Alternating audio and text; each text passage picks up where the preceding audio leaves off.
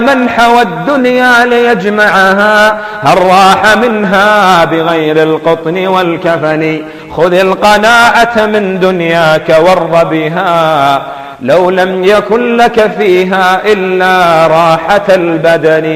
يا عبد الله، لن نخرج من الدنيا إلا بهذا الكفن وهذا القطن يوضع في أذنيك، ولكن يكون معك عملك الصالح.